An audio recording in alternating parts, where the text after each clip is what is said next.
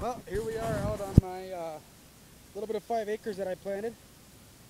And I can see where I got the planter pulled out of the, when I started pulling it out of the ground. There's a couple plants right there, and right there. So here, I want to dig just a tad bit and see. I'll go in here a little ways. This is between my marker rows right here. So here's a row. Oh yeah, see that? There we go. There's a seed. Oh shoot. There's one. Let's see. Yeah. It's starting to get one there.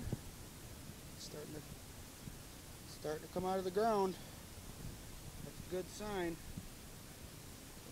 Back up here. Yeah. Wow, you can see I got the got one right here. Got one. There's got to be another one in here somewhere. It's not popped up the ground yet.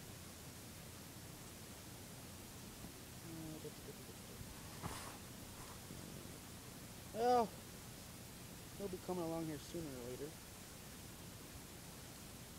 There should be one planted, unless the planter skipped, which it does that every now and then. But it's just an older planter. But well, it's a 1240, so. But here, doesn't look too bad. The corn's starting to come up out of the ground. It's going to be a good year, hopefully, for my corn here. Let's see if that is. Yeah. So there's my weekly report. I didn't make a report last week because I forgot, and plus it was the corn wasn't up anyway. So, but yeah, pretty soon you'll be able to row it. So that's good for me. That's really good. I'm glad. Corn's starting to come up that I planted, because last year I screwed up my planting last year.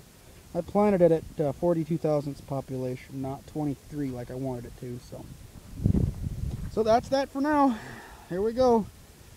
This second week. It's been 2 weeks now since I planted it, so that's that for now.